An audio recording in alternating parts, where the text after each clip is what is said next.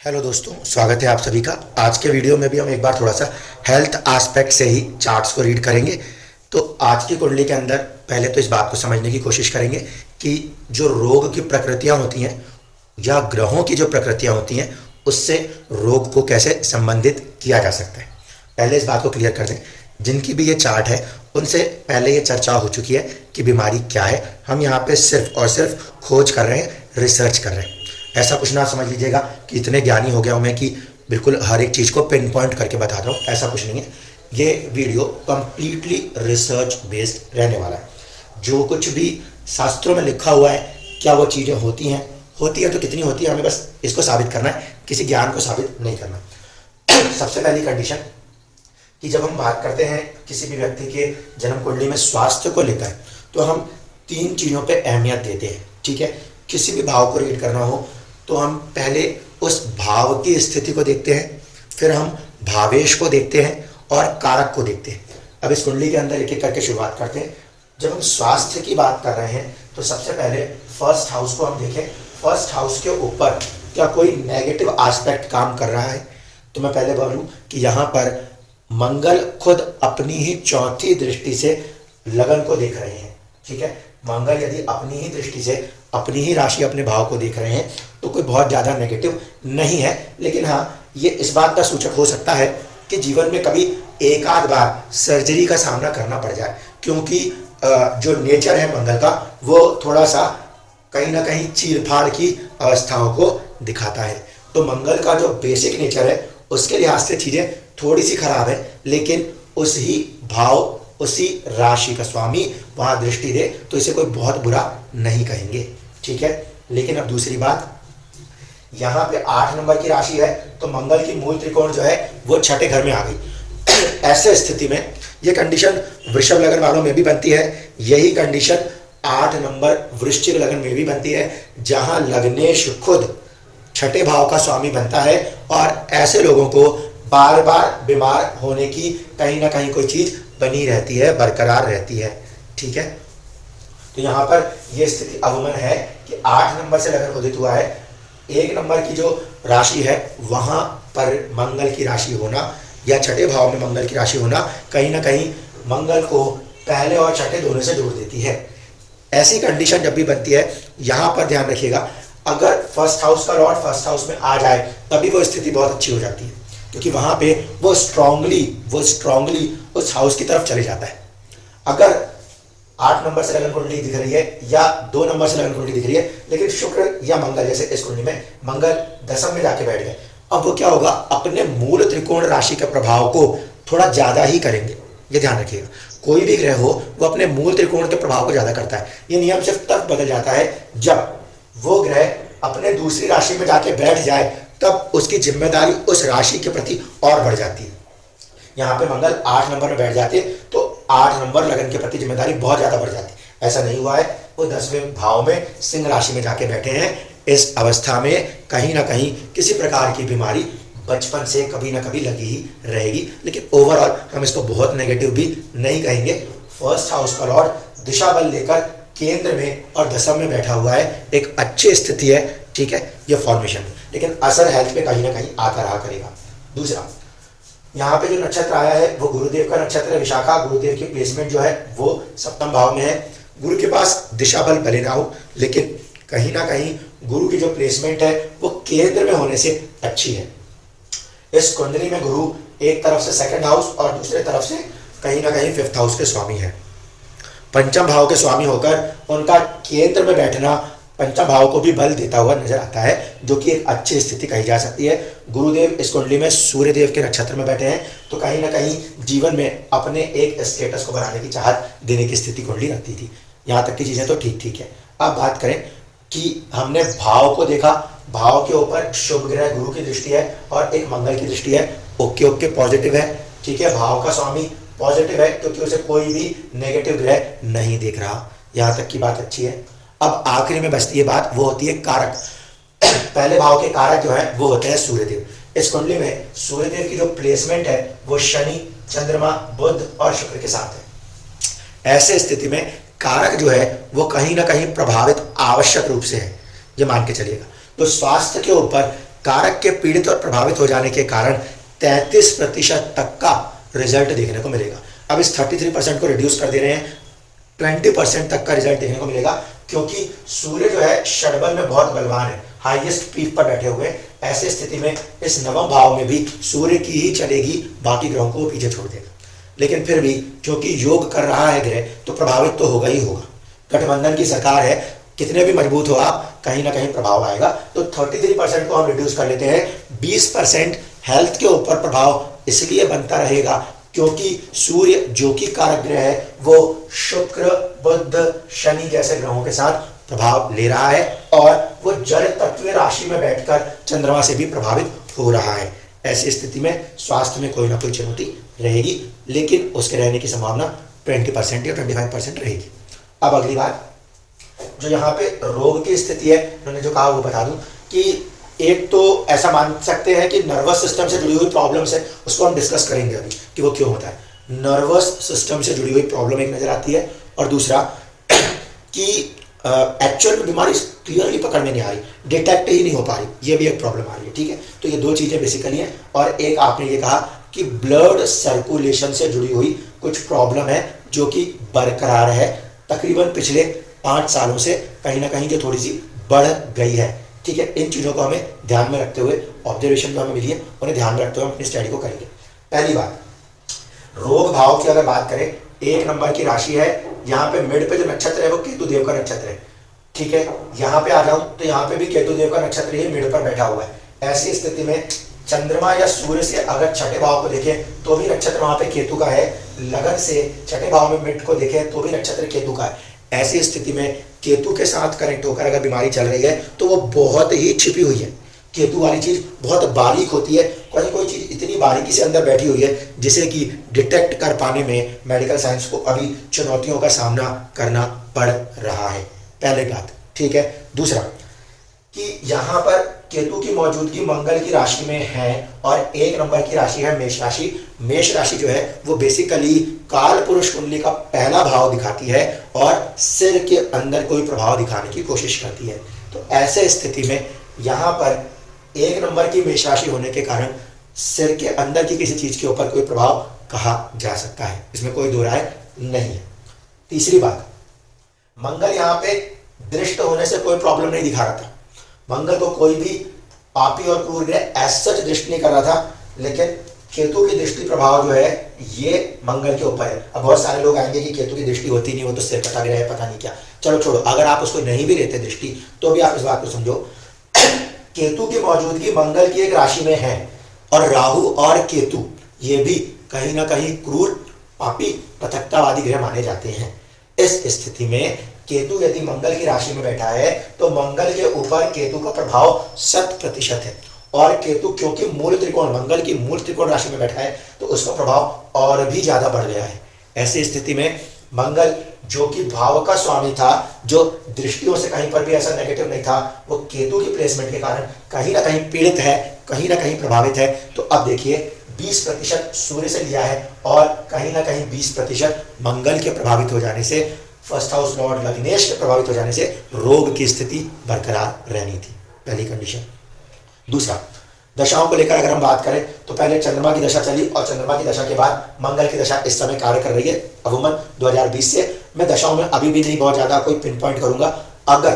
अगर मंगल की दशा सच में चल रही है तो 2022 से आपके अंदर गुस्से की प्रवृत्ति बढ़नी चाहिए थी हर हाल में। एंगर, एग्रेशन कारक तत्व है मंगल का, वो आना बहुत जरूरी था। ठीक है, मान लीजिए कि दशा जो है वो मंगल की ना चल रही हो, तब उस कंडीशन में आपके ऊपर 2021 के जुलाई के आसपास से शुक्र की दशा काम कर रही है। ठीक है, शुक्र की दशा यदि काम कर रही है तो भी इस कुंडली के अंदर एंगर, एग्रेशन नहीं आएगा। अब हॉस्पिटल से जुड़ी हुई चीजें जो है वो बढ़ जाएंगी और राहु के होने के कारण अचानक से जाने की प्रवृत्ति बढ़ जाएगी। मैं अभी भी यहाँ पे दोस्तों इस बात को इंश्योर नहीं कर रहा कि दशा एग्जैक्टली क्या है, उसको अलग अलग तरीके सिस्टमों से लगा के जोड़ के देखना पड़ता है। यहाँ पे जिस पॉइंट पे लाना चाहता हूँ उसको समझाने की कोशिश करूंगा। पहला, मंगल का संबंध भी शुक्र के नक्षत्र से है। मंगल दशा में चले तो भी 12वें का प्रभाव दिखाएगा, तो भी सप्तम का प्रभाव दिखाएगा। बीमारी के स्वामी है तब भी दिखाएगा। और कई बार हम मंगल को ब्लड के साथ जोड़ के देखते हैं तो ब्लड सर्कुलेशन की अगर प्रॉब्लम कह रहे हैं तो भी हम मंगल को जोड़ देते हैं अवूमन। अवमन, ठीक है। जबकि अगर मान लीजिए कि शुक्र की दशा चल रही है तो शुक्र के प्रभाव को देखिए कैसे काम करेगा। शुक्र जो है वो कफ और पित्त दोनों प्रकृतियों को अपने अंदर रखता है। इस कुंडली के अंदर शुक्र का संबंध चंद्रमा से है। चंद्रमा जो है वो जल तत्वीय ग्रह है, प्रवृत्ति उसके अंदर कफ है, लेकिन चंद्रमा भी कहीं ना कहीं खून से जुड़ी हुई परेशानियों को दिखाने की ताकत रखता है।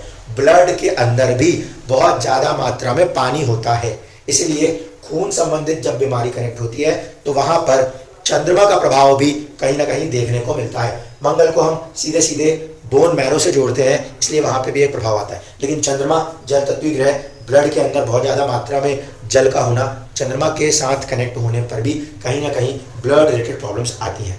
दूसरा, ब्लड पे भी ब्लड सर्कुलेशन को लेकर बात कही गई है। अब यहाँ पे देखिए, ये जो चंद्रमा है और ये जो शुक्र है, ये अश्लेषा नक्षत्र में बैठे हुए हैं। अश्लेषा नक्षत्र जो है वो बुध का नक्षत्र है और ब्लड सर्कुलेशन में बुध का बहुत अहम रोल है, जिसको लेकर एक्चुअल चर्चा हमें करनी है रोग के अंदर, ठीक है। तब इसके ऊपर आ जाऊं, कोर टॉपिक जो है अब उसकी तरफ चलते हैं। जो बीमारी पकड़ में नहीं आ रही, समझ में नहीं आ रही, उसके अंदर यदि थोड़ा सा ध्यान लगाने की कोशिश करूं, ऐसे मेडिकल साइंस अपनी कोशिश करेगा, लेकिन यहाँ पे जो दिख रहा है उसको लेके बात करते हैं। सबसे पहले रोग का कारक ग्रह कौन? तो शनि। तो हमने यहाँ से रोग के कारक ग्रह को उठाया। रोग के कारक ग्रह की दृष्टि जो है वो कहीं ना कहीं इस भाव के ऊपर है, इस केतु के ऊपर आएगी। 10वीं दृष्टि अवमन आएगी, यहाँ से गिनेंगे 9 और ये 10।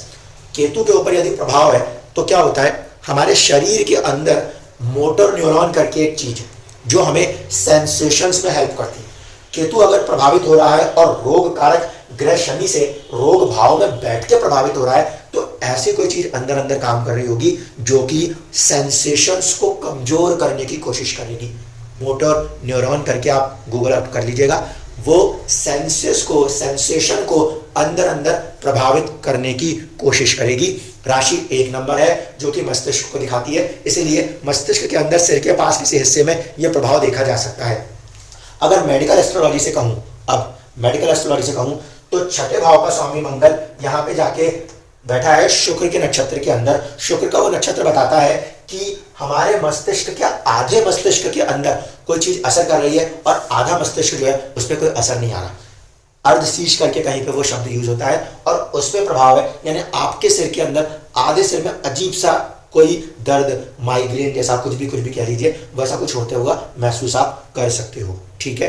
लेकिन क्योंकि वो कहीं कुछ सेंसेस जो हमारे सेंसेशंस हैं केतु से होते हैं वो प्रभावित हो रहे हैं। रोग का कारक ग्रह इस पर दृष्टि दे रहा है, रोग भाव में ये बैठा है, यहाँ केतु का बैठा हुआ संबंध शनि के साथ आवश्यक रूप से होगा ही होगा और दृष्टि संबंध भी है, ये फॉर्मेशन आ रही। दूसरी बात देखिए, ब्लड सर्कुलेशन की जब हम बात करेंगे तो सारा खेल तो हवाओं का है। हमारी सांसें ही हमारे ब्लड सर्कुलेशन में कहीं ना कहीं सपोर्ट करती हैं। 2 ग्रह इंपॉर्टेंट होते हैं, एक होता है शनि और एक होता है बुध, ठीक है। अब मैं यहाँ पे 2 पॉइंट को नोट करके इसको मिटा दूंगा। पहली पॉइंट जिसमें ध्यान रखना है, षणबल में शनि कमजोर है। षणबल में शनि का कमजोर होना इस बात को दर्शा रहा है कि प्राणवायु जो है, प्राणवायु उसमें कहीं ना कहीं थोड़ी सी कमी आ रही है। षणबल के इस प्रभाव को ध्यान में रखते हुए शनि से अगर रोग अपने आप को जोड़ने की कोशिश कर रहा है तो मैं ये मान के चलता हूँ स्नायु तंत्र, नर्वस सिस्टम, स्नायु तंत्र नर्वस सिस्टम के ऊपर कहीं ना कहीं किसी न किसी रूप में प्रभाव काम कर रहा है। दूसरा इंपॉर्टेंट प्लैनेट जिसे ध्यान रखना है वो हमारे लिए है बुध। बुध में स्ट्रेंथ ठीक ठाक है तो बुध की प्रॉब्लम नहीं है, ठीक है। आपका जन्म जो है बुधवार के दिन हुआ है, अष्टम का प्रभाव उसमें जुड़ेगा, 11वें का प्रभाव उसमें जुड़ेगा, इसलिए बुध बलवान है। एक प्रभाव है, थोड़ा संघर्ष रखने की बात अष्टम के कारण रहेगी। दूसरा, आपका जन्म का हो रहा चंद्रमा से जुड़ता है और चंद्रमा बहुत सारे ग्रहों से जुड़ गया, इसके जीवन के अंदर बहुत सारी चीजें जो है नेचुरली कनेक्ट हो गई। अब काम की बात करूं, बीमारी को लेकर जो मुझे दिखाई देता है उसको थोड़ा सा कोशिश करता हूं समझाने की। वात रोग के अंदर क्या है कि 2 इंपॉर्टेंट प्लैनेट हैं, एक है शनि और एक है बुध। शनि का काम है आपके शरीर के अंदर से किसी भी तरीके के वेस्ट मटेरियल को बाहर लेकर आना। यहाँ पे हम इसको डिस्चार्ज के लिए यूज करते हैं, ठीक है। आपके बॉडी में जितना भी कचरा होता है, जितनी भी गंदगियां होती हैं आपके के मतलब किसी भी व्यक्ति के जीवन में, जो हम लोग खाना खाते हैं पचन हो जाने के बाद जो वेस्ट रहता है शरीर के अंदर, उसको बाहर निकालने की शक्ति और ताकत अगर कुछ ग्रह करता है तो वो शनि करता है। इसलिए शनि सेवक है और शनि को निचली जातियों के साथ आप जोड़ देते हो। अगर शनि ही कमजोर है षणबल के हिसाब से तो इसका मतलब है उस प्रकार के एयर एलिमेंट्स बॉडी में कम है। वात प्रवृत्ति वायु तत्व में ऐसी वायु तत्व की कमी है जो बॉडी के अंदर से वेस्ट मटेरियल को बाहर निकाल रही हो। अगर वो वेस्ट मटेरियल बाहर नहीं निकल रहा तो वो कहीं ना कहीं तो चिपकेगा। जब वो धीरे धीरे चिपकेगा तो शरीर के अंदर कठोरता आएगी, शरीर में या तो कठोरता आएगी या फिर कहीं ना कोई सिस्टम को कमजोर करेगा, उसके सेंसेशन को वीक करेगा। ठीक है, तो शनि का कमजोर होना बॉडी के अंदर से, जिसे हम मल त्याग कहते हैं या जो भी हम अपने शरीर के अंदर की गंदगियों को बाहर लेकर आते हैं किसी भी रूप में हो, उस पर कहीं ना कहीं प्रभाव होना लाजमी है। बुध का रोल क्या होता है? बुध उसका एंटी प्लैनेट होता है। बुध का काम होता है अंदर हवाओं को भेजना। बुध सपोर्ट करता है हवाओं को ऊपर उठने में। जैसे कि हम सांस ले रहे हैं तो हम सांस लें तो हमारा एयर एलिमेंट ऊपर की तरफ शरीर में मूवमेंट कराए। ब्लड जो है वो जल तत्व का चीज है ना, उसको ग्रेविटी नीचे खींचेगी। तो capillary air element, capillaries air element mercury की पावर से, मर्क्यूरी के पास ब्रेन है, वहां से कहीं ना कहीं वो सेंसेशन बनाता है और कैपिलरी एक्शंस के द्वारा जब आप इंसान सीधा खड़ा है, ब्लड ऊपर नहीं जा सकता आपके फिजिक्स के दम पे, लेकिन कैपिलरी के दम पे जाता है, वो भी तो फिजिक्स है, उसमें मर्क्यूरी सपोर्ट करता है। मर्क्यूरी भी एयर एलिमेंट है, उसके अंदर भी काफी हद तक वायु है और वो अपनी वायु से कम्युनिकेशंस कराता है, वो अपनी वायु से ब्लड के सर्कुलेशन में हेल्प करता है। इस कुंडली में मर्क्यूरी स्ट्रेंथ के हिसाब से तो ठीक है, लेकिन मर्क्यूरी भी तो प्रभावित हो रहा है। मर्क्यूरी क्यों प्रभावित हो रहा है? देखिए, बुध का कॉम्बिनेशन इस कुंडली में शुक्र के साथ है, बुध का कॉम्बिनेशन इस कुंडली में शनि के साथ है और बुध खुद ही अष्टम का स्वामी बना बैठा है। तो एयर जो है, एयर एलिमेंट जो है, उसमें एक तो डिले का फैक्टर नेचुरली आ रहा है। 3 नंबर की राशि जो सबसे ज्यादा वायु तत्व को रखती है वो अष्टम में आ गई, मतलब ऊपर उठने वाली एयर में भी डिले का फैक्टर है। 3 नंबर की राशि। बुध का प्रभाव देखिए शनि जैसे ग्रह के साथ कनेक्ट हो रहा है और साथ ही साथ फिर वो प्रभावित हो रहा है शुक्र से। शुक्र से प्रभावित होगा तो क्या होगा? 12वें के स्वामी से प्रभावित हो रहा है, शनि से प्रभावित हो रहा है तो क्या? तीसरे और चौथे के स्वामी से प्रभावित हो रहा है। तो शनि रोग का कारक ग्रह, रोग के कारक ग्रह से प्रभावित होना और 12वें के स्वामी से प्रभावित हो जाना कहीं ना कहीं उसको पीड़ित करता नजर आता है। ऐसी कंडीशन में बॉडी के अंदर एयर एलिमेंट्स जो हैं वो काफी हद तक डिस्टर्ब हो रहे हैं, जिसके कारण थोड़ा सा स्नायु तंत्र, नर्वस सिस्टम प्रॉब्लमैटिक हो रहा है। शनि का क्या यहाँ पे एकदम से उपाय लिया जा सकता है, हाँ या नहीं? तो पहली कंडीशन बहुत संभल के आपको यूज करना पड़ेगा, क्योंकि शर्वल में कमजोर है, बल देना तो पड़ेगा, हेल्थ का मामला है। लेकिन ध्यान रखिए, सूर्य कुंडली, चंद्र कुंडली ये बलवान दिखाई दे रही है, इसमें बहुत सारे ग्रह हैं। ऐसी स्थिति में इससे सप्तम का स्वामी है शनि और अष्टम का भी स्वामी है। अष्टम का स्वामी है शनि, इसका कमजोर पड़ना फिर से वही है कि प्रभावित कर रहा है चीजों को। जैसे यहाँ अष्टम अष्टमेश प्रभावित हुआ है, ये उसी तरीके से ये भाव प्रभावित हुआ है, तो प्रभाव कर रहा है। लेकिन क्योंकि वो सप्तम है और अष्टम है, इसीलिए पहले टेस्ट करिएगा और सब्स्टिट्यूट यूज करिएगा। डायरेक्ट मेन स्टोन मत यूज कीजिएगा, कुछ भी हुआ तो मुश्किल हो जाएगी। इसीलिए पहले भले 15 दिन लगे, टेस्ट करिए अपने पास में रखकर। पॉजिटिव दिख रहा है, पॉजिटिव फील हो रहा है, बहुत ज्यादा हावी रक्ति में भी नहीं जाना, हल्के फुल्के में ही रहना है और नीली में रहना, नीलम में भी नहीं जाना। उसके बाद आप देखना कि क्या आपके अंदर का जो एयर सर्कुलेशन एलिमेंट्स है वो ठीक हो रहे हैं। अगर वो ठीक हो रहे हैं तो नेचुरली स्नायु तंत्र के योग, जितने भी रोग हैं, उसमें शनि बुध का ही काम होता है। यहाँ पे ऐसा दिख रहा है सीधे सीधे कि वो प्रभावित कर रहा है। ऐसी स्थिति में यदि उसका प्रभाव है तो आपका जो ये प्रॉब्लम है वो खुद ही सॉर्ट आउट होता नजर आ जाएगा। अब थोड़ा सा दशा के अंदर चलूं। दशा का प्रभाव यदि मंगल से है तो भी 12th हाउस की ऊर्जा के कारण वो आपको खींच रहा है हॉस्पिटल की तरफ, और अगर शुक्र की दशा चल रही है तो भी वो 12वें का स्वामी होकर और 7वें का स्वामी होकर जो कि बीमार करेगा, लेकिन मृत्यु नहीं देगा, मृत्यु तुल्य कष्ट देगा। उस लिहाज से 7वें का स्वामी होकर और 12वें का स्वामी होकर शुक्र चल रहा होगा, वो भी कहीं ना कहीं अपने अंदर पित्त वात प्रवृत्तियों को रखता है, तो उसकी वजह से बीमारियां बढ़ने की संभावना बनती नजर आ रही है, वो चीजें चल रही होंगी। ऐसी स्थिति में जब आप इसको यूज करेंगे तो थोड़ा सा कहीं ना कहीं सिचुएशन बन सकती है कि नर्वस सिस्टम के अंदर की चीजें बैलेंस होने लग जाए। यहाँ पे सूर्य वैसे ही बहुत ज्यादा बलवान है, तो उसके बल के कारण शनि, जिसे मैंने कहा था नैसर्गिक वैसे ही कमजोर ग्रह है, वो और भी ज्यादा दब गया है, जिसके कारण से कहीं ना कहीं ये प्रॉब्लम रहेगी। सीधे सीधी चीज है, पेट साफ होने वाली जो चीज़ है उसमें भी वो चुनौतियां दिखाएगा। तो उसी से आपको समझ में आ जाएगा कि जो इसका डिस्चार्ज करने के लिए वायु तत्व चाहिए उसमें कमी आ रही है। बुध के प्रभावित हो जाने के कारण जो एयर ऊपर मूव करनी चाहिए जिससे कि ब्लड का सर्कुलेशन न्यूट्रल बना रहे, नॉर्मल बना रहे, वो डिस्टर्ब हो रहा है। और नक्षत्र जो यूज हो रहा है वो अश्लेषा नक्षत्र यूज हो रहा है, वो भी कहीं ना कहीं मर्क्यूरी के डोमेन में आता है। इसलिए यहाँ जो बीमारियां हैं वो या तो endocrine system of the body या nervous system of the body को मैच करते हुए काम कर रही हैं। एक्सक्रीटरी पार्ट्स जो होते हैं उसका शनि का प्रभाव कमजोर होना और नर्वस सिस्टम्स को थोड़ा सा बुध के साथ संबंधित होकर डिस्टर्ब होना, ये दिखा रहा है। दूसरा एक पॉजिटिव फैक्टर और भी आ सकता है, वो क्या है, देखिए चंद्र कुंडली से देखा जाए तो भी तो उसका लगन, चंद्र कुंडली का लगन वो प्रभावित हो रहा है, ठीक है। ऐसे स्थिति में मोती और गुरु के रत्न को आपने बहुत पहले से धारण किया हुआ है। मोती को धारण करने से कुछ हद तक चीजें समझ जानी चाहिए थी, लेकिन बात स्वास्थ्य की आ रही है, स्वास्थ्य की आ रही है। तो यहाँ पर मुझे फिर वही बार एक चीज नजर आ रही है कि कारक तत्वों में शनि जब तक षडबल में स्ट्रेंथ के पॉजिटिव बराबर लेवल पे ना हो तब तक वो जीवन के अंदर कहीं ना कहीं परेशानी दिखाता है। तो यहाँ पे इस चंद्रमा का प्रभावित हो जाना, पीड़ित हो जाना, उसको ध्यान में रखते हुए जो आपने रत्न यूज किया हुआ है उसको कंटिन्यू रखिएगा, लेकिन इस पर्टिकुलर को थोड़ा सा स्ट्रेंथ देने की हम कोशिश करेंगे जिसकी वजह से चीजें थोड़ा बैलेंस हो।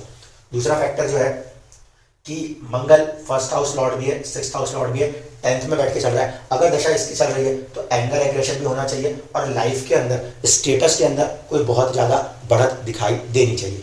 अगर वो नहीं तो आप इसको दूसरा इस तरीके से समझिएगा, भाग्य के अंदर टेंशन के घर का स्वामी, टेंशन के घर का स्वामी जिसमें राहु बैठा है वो जाके बैठा हुआ है, और साथ ही साथ ये टेंशन हस्बैंड की तरफ से आएगी क्योंकि 7th हाउस का भी स्वामी है। तो दूसरे शब्दों में अगर मैं बात करता हूं तो मैं ये बोल रहा हूं 2021 के अंदर से अगर जुलाई के बाद से हस्बैंड के साथ कोई चीज जुड़ रही है और वहां से जुड़ के भी चीजें प्रभावित कर रही है और दे रही है टेंशन और अज्ञात टेंशन और बहुत बड़ी बड़ी टेंशन क्योंकि राहु है, तो भी मान के चलिएगा आपके ऊपर दशा प्रभाव शुक्र का काम कर रहा है, इस कारण भी वो 12th हाउस वहां लेके जाने की कोशिश कर रहा है।